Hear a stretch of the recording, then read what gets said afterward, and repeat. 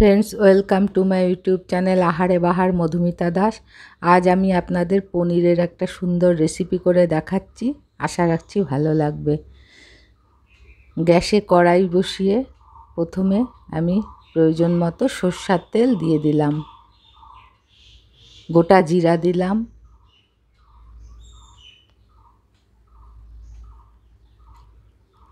কিছু কুচনো পেঁয়াজ দিলাম। আশা রাখছি রেসিপিটি আপনাদের ভালো লাগবে। এবার কিছু সবজি দিয়ে দিলাম। সবজির মধ্যে আছে আলু, গাজর, মটরশুঁটি, ক্যাপসিকাম, বিনস। সবজিগুলো দিয়ে আমি এটা বেশ কিছুক্ষণ নেড়ে যাচ্ছি। সবজিগুলোকে ভাজা ভাজা করে দিচ্ছি।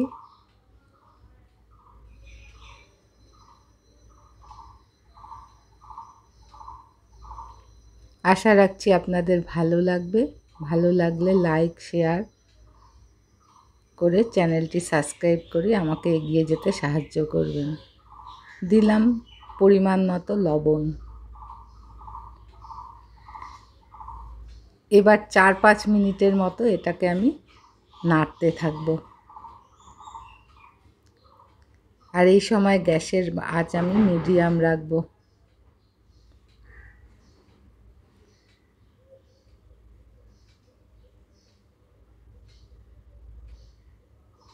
টমেটো দিলাম একটা বড় সাইজের, বেশ বড়ই টমেটোটা ছিল।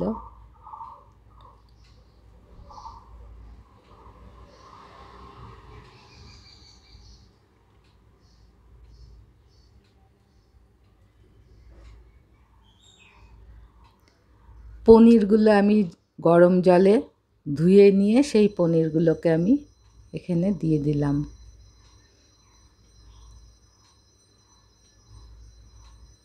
ছোট ছোট করে টুকরো করে নিয়েছি।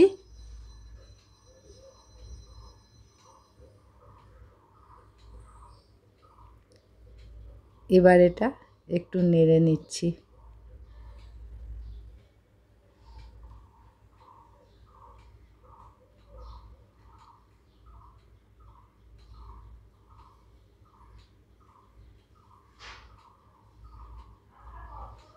খেতেও ভীষণ ভালো হয়েছিল। আশা রাখছি আপনাদের ভালো লাগবে। খুব সহজ উপায় করেছি, বেশি ঝামেলা আমি এতে করি নাই। লবণ আমার আগেই দেওয়া। এবার আমি হলুদ দিয়ে দিলাম, প্রয়োজন মতো হলুদ দিলাম।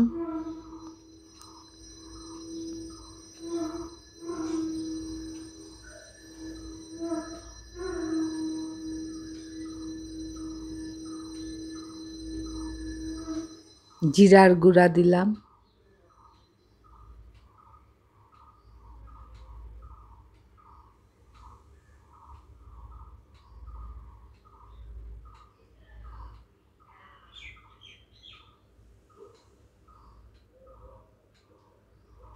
দিলাম লঙ্কার গুঁড়া, শুকনা লঙ্কার গুঁড়া, আর একটু কাশ্মীরি লঙ্কার গুঁড়া দিলাম, এটা রঙের জন্য।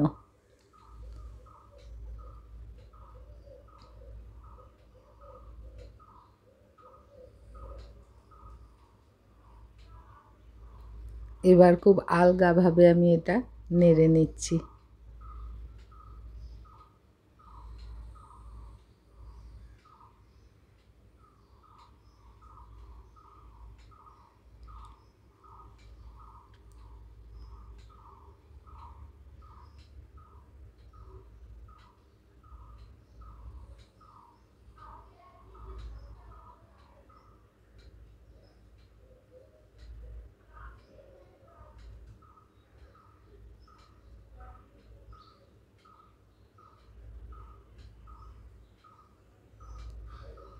দিলাম টমেটো সস। বেশ কিছুক্ষণ নাড়ার পর মশলাটা আমার ভাজা ভাজা হয়ে গেছে। এই অবস্থায় আমি টমেটো সস একটু দিয়ে দিলাম।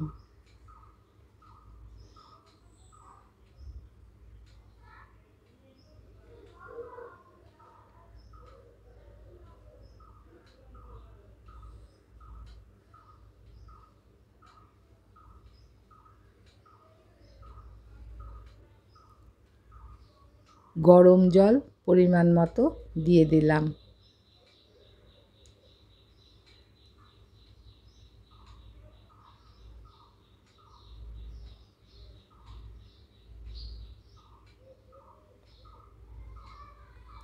গরম জলটা দেওয়ার পর আমি একটু নাড়াঘাটা করে নিচ্ছি।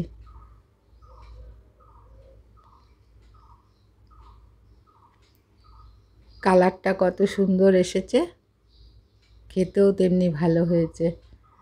গরম মশলা দিয়ে দিয়েছি।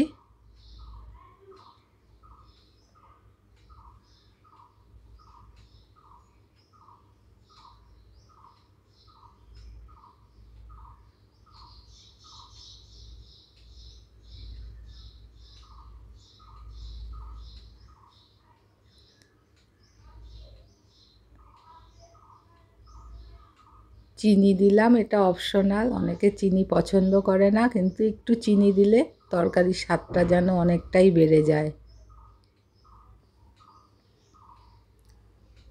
আমার মোটামুটি সব সবজিগুলো সিদ্ধ হয়েই গেছে।